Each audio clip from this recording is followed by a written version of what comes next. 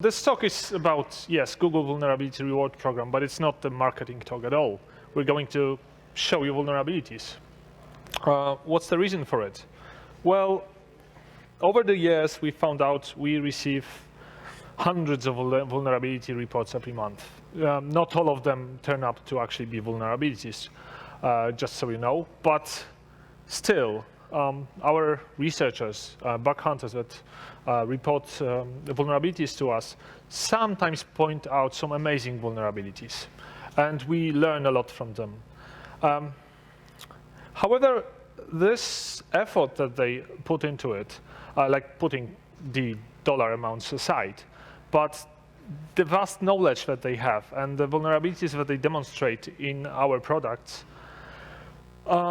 go largely unnoticed. I mean, sure, yes, we fixed the bugs and our users are more safe, but it just so happens that our top researchers rarely blog, rarely tweet about their findings, and we would rather credit them for that. We would rather promote the research. We would rather that the security community at large knows about the types of bugs, because that's how we all grow, right?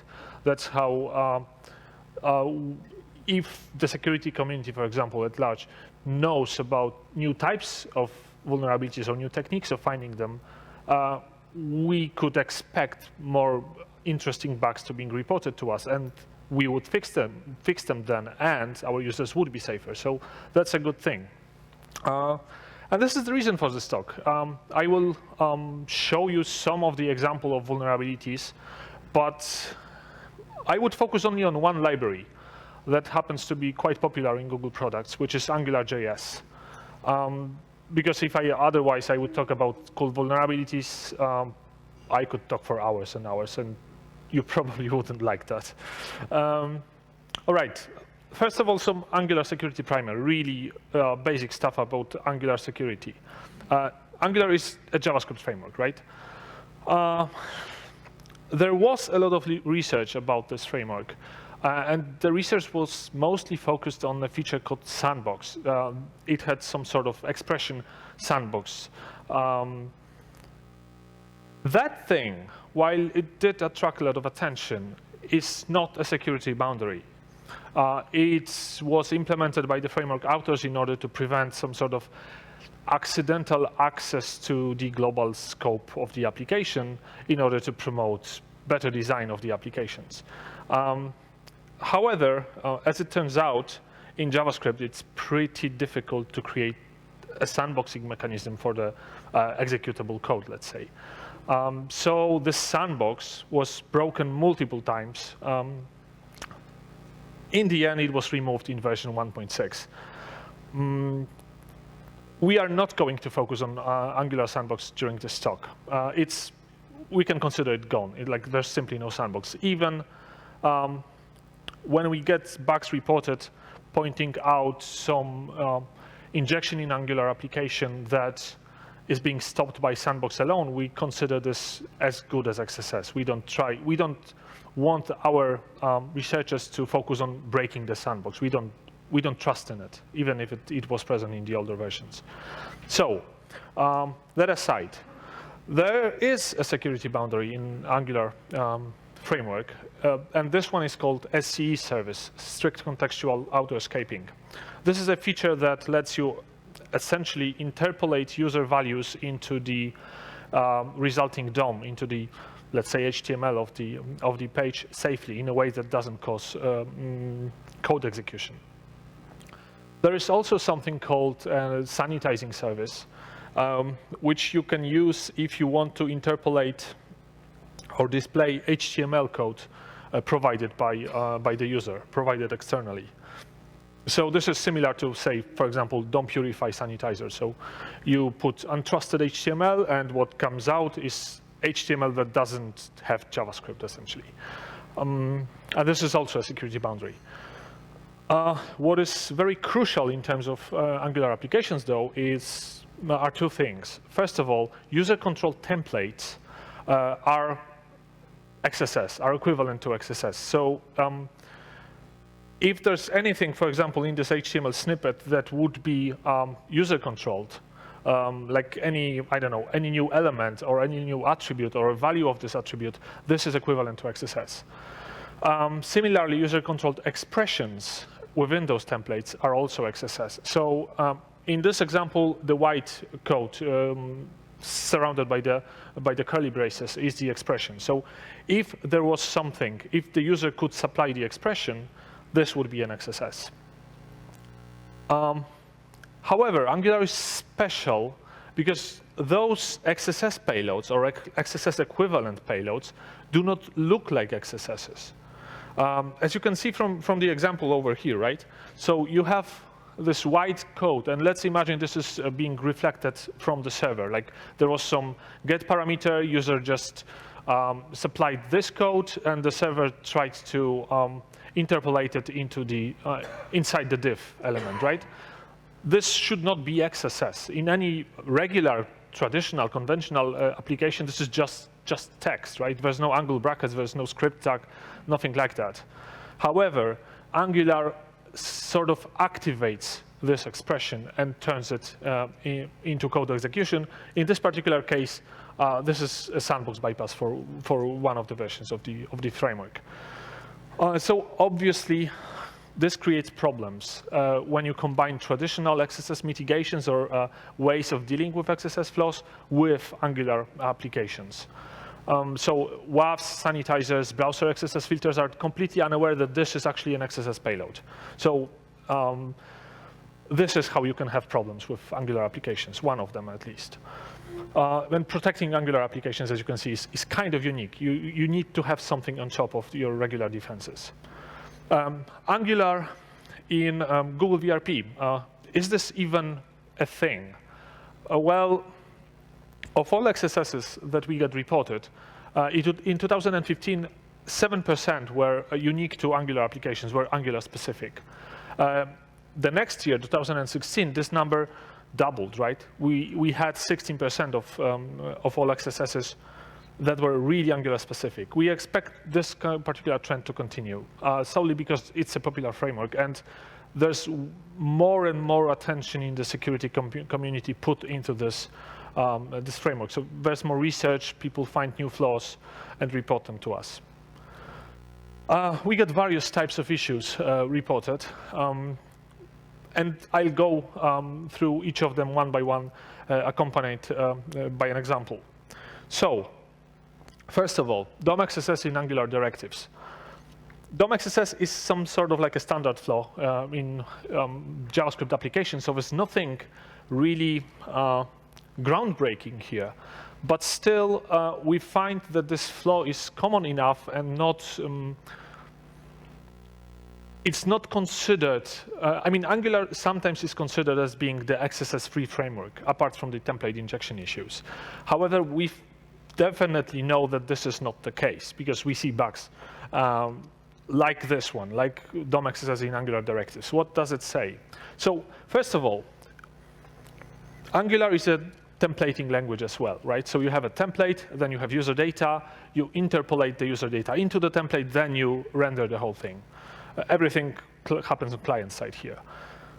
Thanks to the SCE, the contextual auto-escaping service, this is safe. Like, this would not result in XSSs. Like, for example, interpolating happens into the text content of the HTML element or of div element or wherever you wanted to interpolate the data. Or, for example, I don't know, JavaScript URLs are not a thing. They get removed.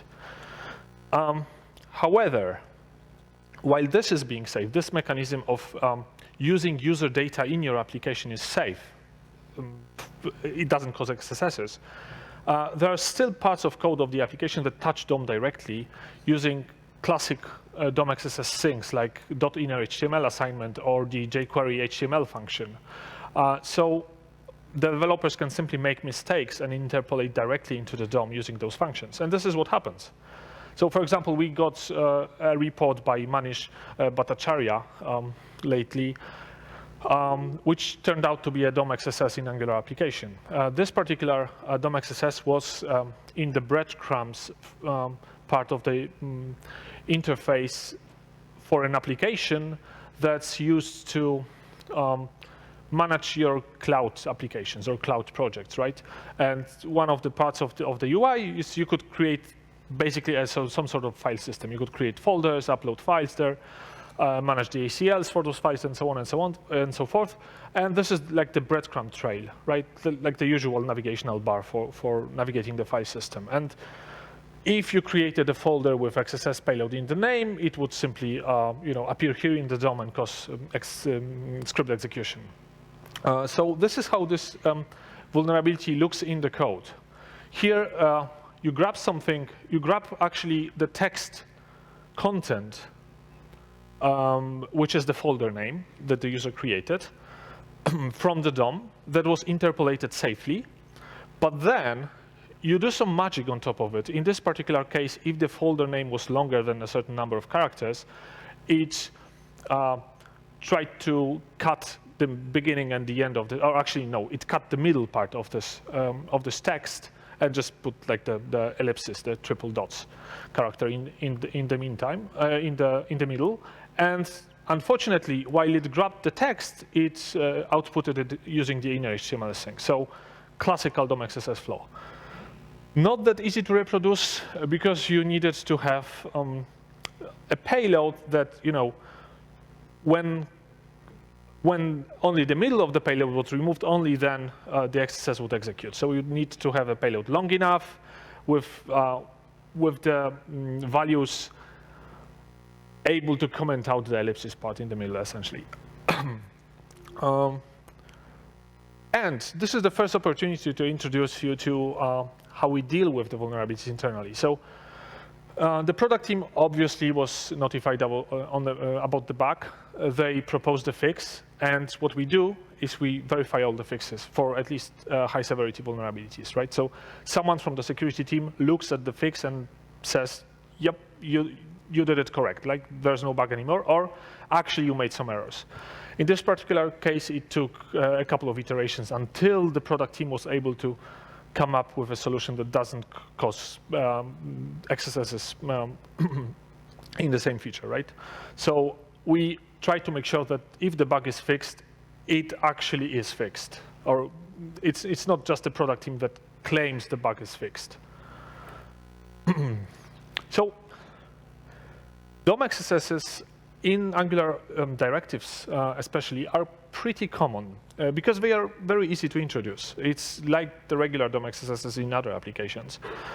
Thankfully, they are quite straightforward and quite straightforward to understand and fix because the vulnerability is apparent in the code. You just append something to or use the vulnerable sync with untrusted data. We have various methods of catching that, the simplest one being simply grabbing the code base, essentially. And there are some other additional countermeasures we try to employ as a result of seeing this flaw, often like banning APIs, trying to come up with safe wrappers and stuff like that. Second kind of vulnerabilities in Angular applications is the template mixing. What is known and was already discussed a lot of times in a community is the server-side template mixing. So what happens is you have essentially an injection that happens server-side, but that injection does not cause XSS because, for example, you escape the value, like with, I don't know, PHP can use the HTML special cars function. However, as you might remember, injection or user-controlled template or user-controlled expressions in Angular applications are equivalent to XSS. And the usual way people exploit it is via the sandbox escape put, in this example, in the foo parameter value. This is obvious in the code once you know the templating system, right? Because here I know, for example, that anything under the ng app element annotated with this attribute is actually an Angular template. So I can infer that any interpolation here from untrusted user data is an XSS.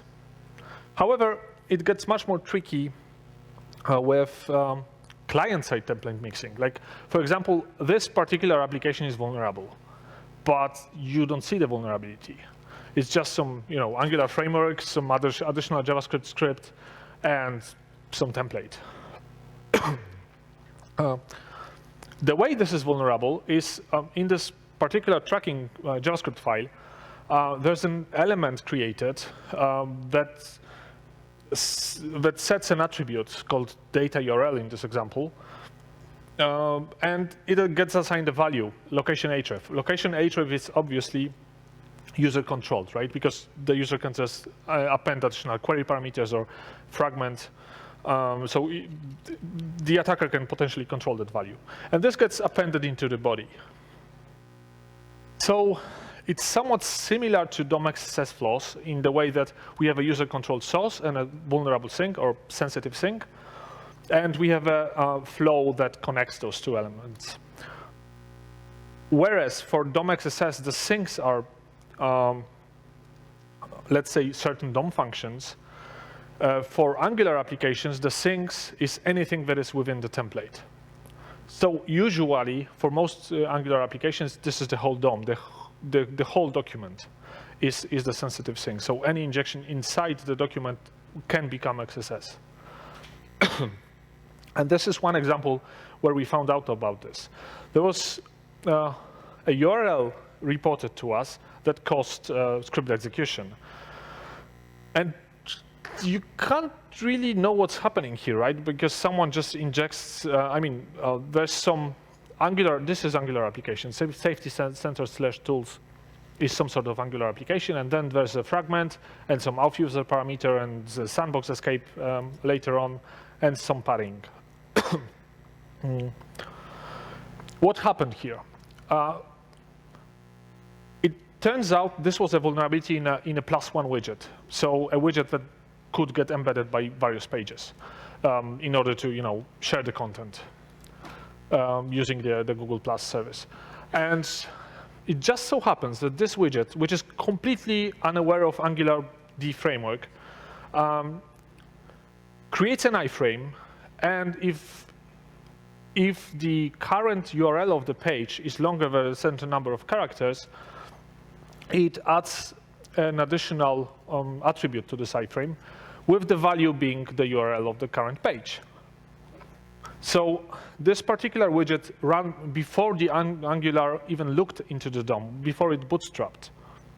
So when Angular started running, what it saw is, well, an iframe with an attribute, value of which consisted of Angular expression, so it just evaluated this expression, causing XSS. As a result, every Angular application out there that used this widget was vulnerable to XSS. So you can imagine the impact being quite severe.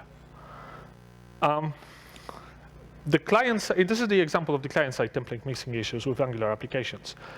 They are problematic because they are not apparent from the code. In this particular case, like the +1 widget authors were not even aware of Angular framework existence. Why would they? This is the code that is completely not related to Angular. However, the exploitability conditions are quite specific.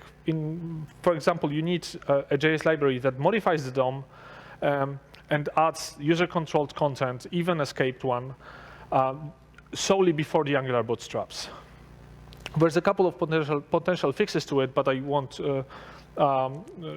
talk about them explicitly. You can just read from the slides. But essentially, there's even a couple of variants that are not that obvious that we should still think about. Because even if one potential countermeasure would be to, for example, run all the code only after the Angular bootstraps, that would be safe. In the generic sense, it would be safe. However, a lot of Angular applications compile the templates not during the bootstrap time, but later on at runtime. They include some additional templates. They call the $compile function, the $parse function, the $eval functions. All of those functions, if they ever get called with the user input, are XSS equivalent. So you can still have a vulnerable Angular application whenever something touches the DOM outside of Angular control. What's also interesting, it's not only JavaScript that modifies the DOM, it turns out. And this brings us back to the DOM vulnerability.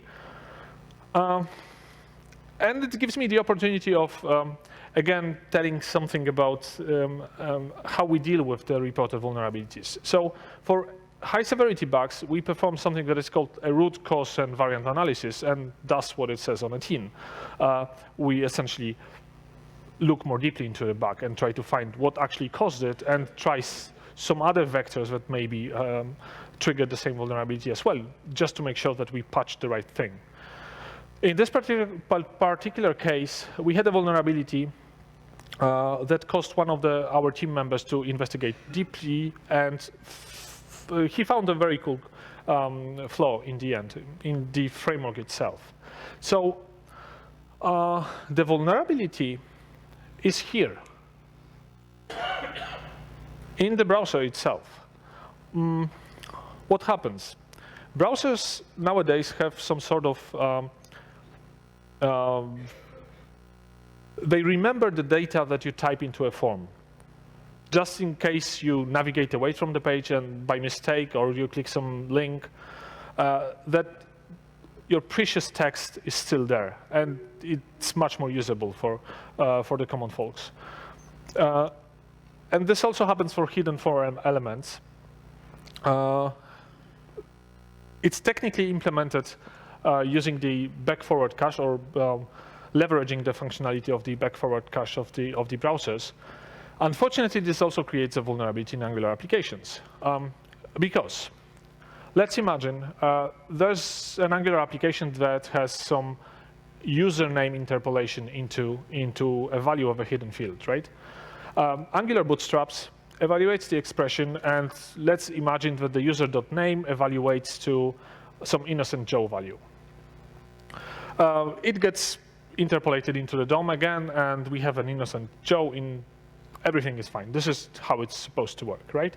But let's imagine that instead the value of username is again mustache, Bobby Tables, mustache.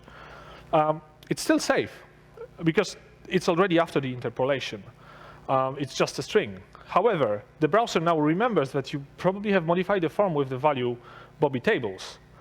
So when you navigate away from the page and you go back, which you can trigger programmatically with, let's say, history back, then the browser will replace the form value, and then, only then, the Angular bootstraps seeing the modified value and executing the Bobby Tables expression, which can be a sandbox escape and can be an XSS. We fixed this in the Angular framework, or we mitigated it in the code of the Angular framework in, I believe, version 1.5.9. So for a complicated reason that I won't delve into, this was only relevant for the hidden inputs. And so we have a special case for interpolating into hidden input values now. Another kind of bug, double interpolation. So what happens is, again, we have some data in the DOM that gets interpreted as a template. Then the template gets interpolated with user data in a safe way. There's some Bobby Tables expressions resulting from it, but they are just strings, nothing bad. But application code, either directly or via some library, then takes the data from the DOM, then tries to interpret it again as a template or as an expression, and interpolates it again or evaluates it again, creating XSS, because now the Bobby Tables is no longer a string, it's a template, or in this particular case, an expression. An example bug reported to us by Oren Hafif was look like this, or the reproduction step look like this. So you go to some Data Studio application, you essentially create a new report, then you rename the report and the name was essentially an Angular expression. Here, as you can see, this is a very benign expression, like it's just arithmetics, right? It doesn't technically cause XSS, right? This is not an XSS payload. And the way that we verify that this expression was evaluated is just simply looking at the inspect element and checking that the 6666 value is in the DOM somewhere. And this is all we need. We don't need always to see the alert to make sure that there's an XSS here. So we did reproduce it. Obviously, yes, there was an interpolation or a double interpolation. How did it happen? So we started investigating, and it was actually two separate bugs. Both of them not in Angular or not in this particular application, but in a library, a very popular library, AngularJS Material, which is essentially a UI component framework for Angular. So we patched both of the vulnerabilities. How does it look in the code? Well, it's not really obvious. Well, you have some call to $interpolate. And if you call it, in this particular case, if this is user-controlled, or, well, actually, sorry, the first parameter here. If this is user-controlled, that's an XSS. And if you inspect, like, the call side of this function, it's being called with the text content of the element, which, in the end, or in the beginning, actually, contained already the result of the evaluation of the template. So in the end, in the DOM, you could see something like that. href equals an expression, and aria label, which is, a result of this function, was an evaluation of the expression. This was patched in a way that's maybe not very efficient to analyze right here, but you could at least see from the comment that the bug is fixed. There was the second bug, the very similar root cause, patched in a different way. So before, what happened is the content was taken directly from the DOM. So it was an HTML content of, or HTML text, inner HTML of an element, let's say like that. And later on, it was being assigned to a template value, which obviously causes the double interpolation. It got replaced with a content element, which is something specific to the Angular material framework. In the end, the content element doesn't get re-evaluated. This type of flaw is pretty common in Angular applications or libraries. In order to find such flaws, you could look for interpolate or watch functions and try to figure out whether they are ever being called with something directly from the DOM after the interpolation already happened. That said, it's pretty hard to prove exploitability looking just at the library code, because some libraries are not being intended to be run on user code, right? So you only supply trusted values, say, from the server. So as a result, there's quite a bit of vulnerabilities already existing.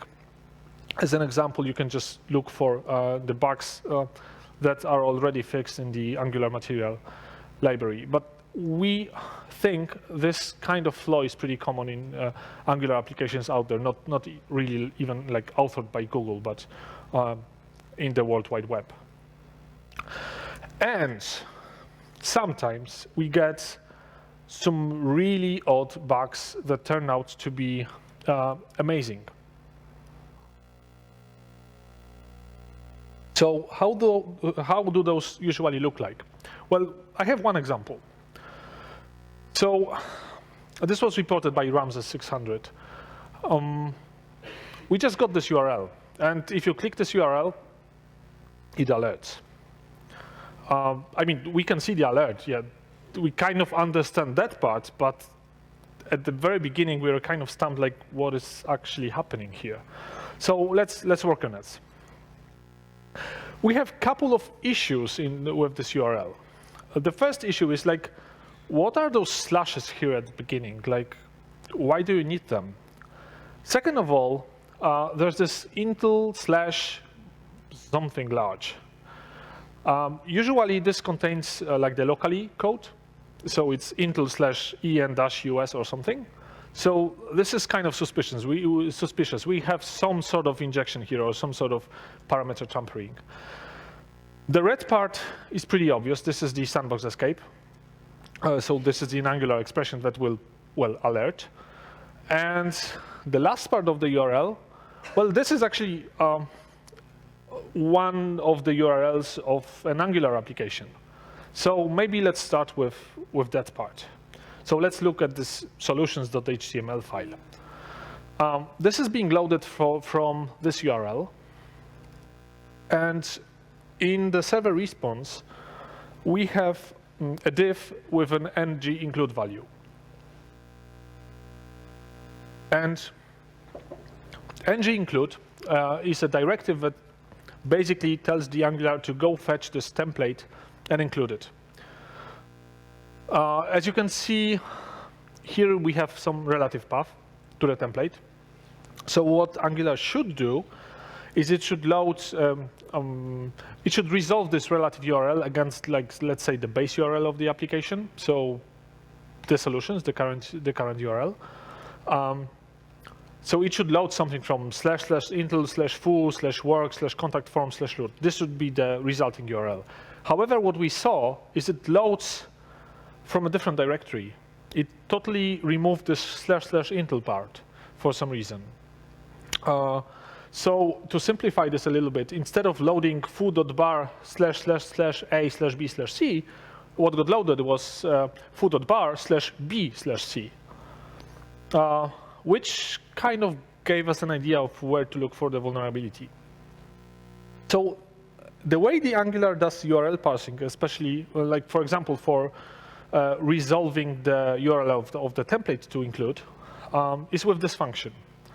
So you have the parse up URL function that gets passed essentially a relative URL to resolve, and then the location object, which is, well, let's say it's a wrapper over location, the native location for the document. What it does is the first couple of lines basically assure that the URL starts with a slash, prepending it if it's not. And the second, the last line, is called the URL. It calls the URL resolve function, which basically creates an anchor element, puts its href value or sets its href value to the parameter, to the relative URL, and then extracts the path information, the query information from the resulting anchor element. So essentially, the browser does the heavy lifting of parsing URL, which is actually the correct way you should ever parse URLs in a client-side application. So what was the flaw? Well, in our case,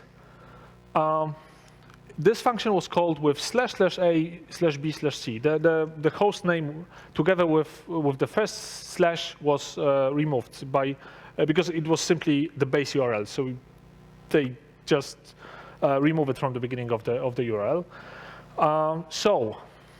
The first couple of lines did nothing because it already starts with a slash. And then the URL resolve function was called with //a/b/c, which is a protocol relative URL. Protocol relative URL is essentially something saying, if I was served over HTTP, then just do HTTP colon before our slashes. If I was called with HTTPS, then just do, like, keep the protocol, but keep the same protocol as the main document, but essentially process the further parts of the URL. And A in this case is the host name.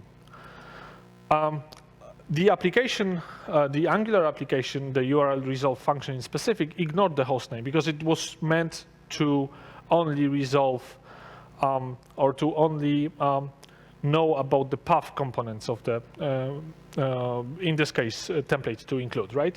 So we kind of understand why A was skipped. So we have this part figured out. So this particular vulnerability is kind of similar to what Gareth Hayes talked about in his relative path override research. So what we know so far is that triple slashes causes Angular to parse protocol relative URLs, and one of the directories gets, in the end, stripped, right?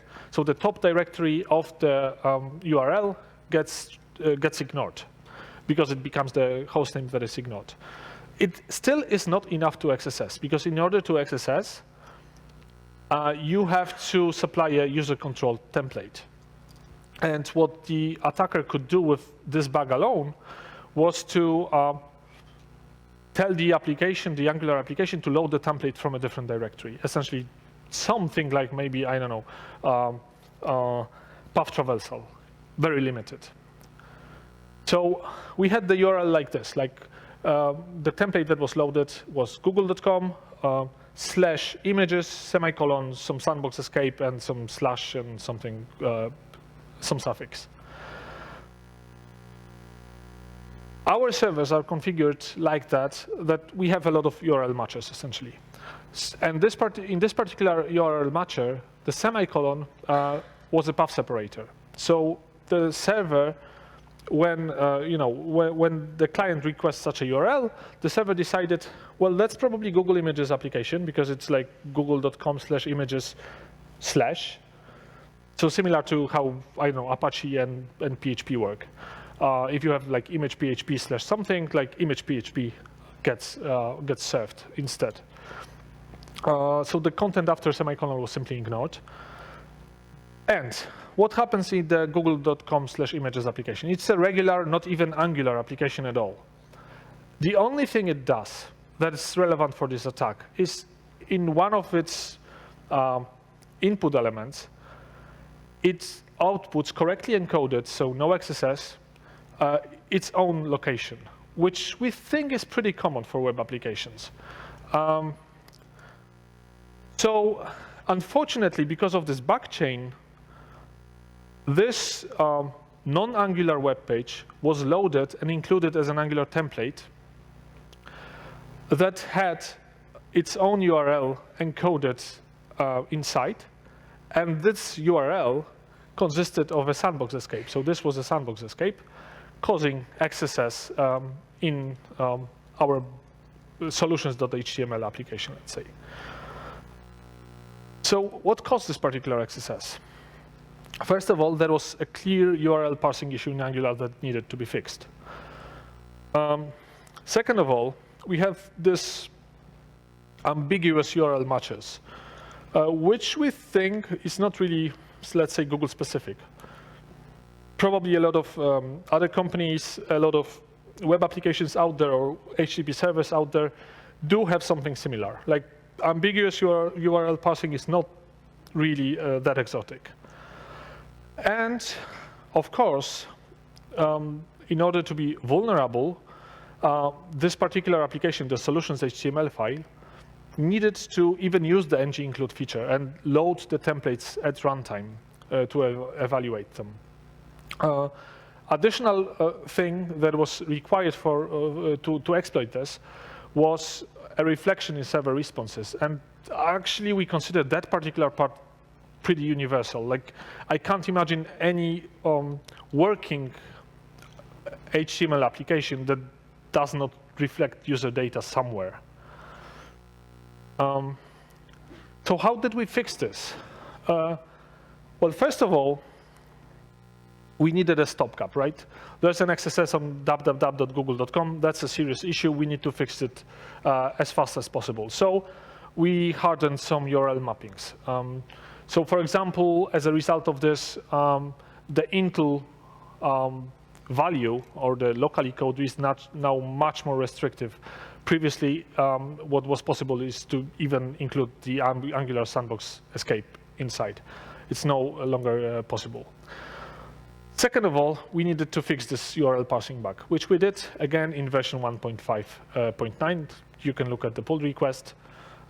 Essentially, we just throw if the relative path starts with a double slash or double backslash or a combination of those, because obviously we also did variant analysis and you could bypass the very first fix with backslashes.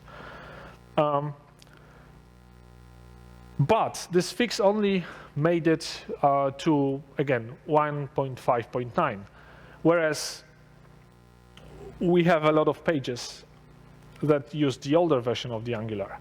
So it had to trigger a remediation project that's cost the upgrade of the Angular framework Google-wide.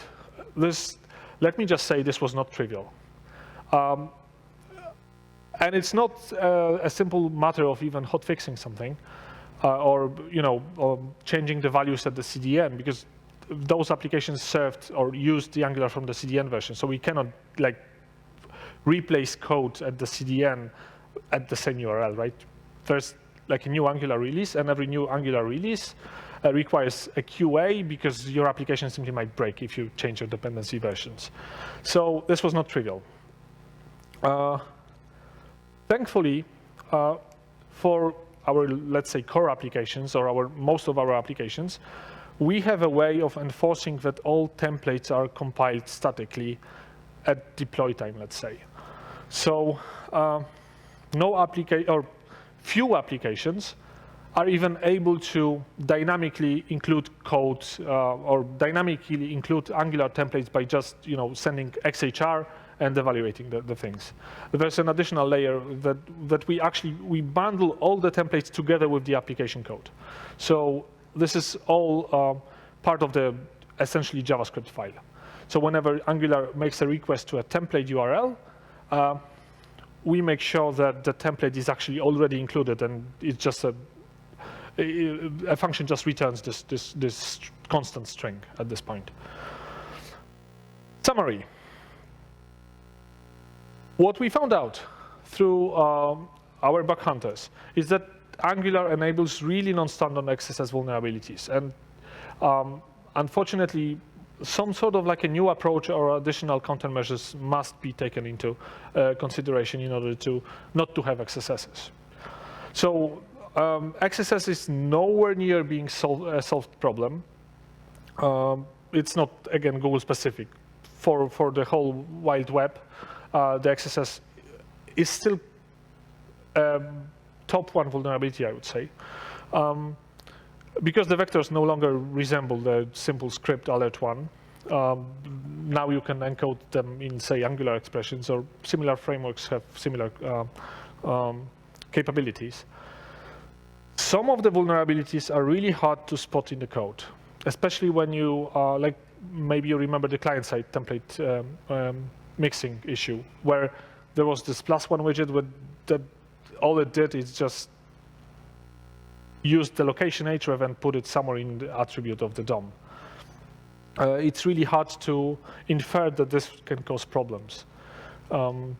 So varianted root cause analysis on top of that helps us find additional vectors and actually research the framework, the libraries, and fix the problems at the right layer. Remediation is sometimes hard. It literally can take months to upgrade Angular when you have simply a lot of applications. So that's not a trivial problem to have. That said, we would rather know about the flaws in our applications, and we would rather have the hard job remediating those flaws rather than exposing our users to, say, XSS vulnerabilities. So there's that. Our VRP researchers are great. They cause significant amount of work for our team. But this is the work that we are actually happy about, because this one makes our users actually safer.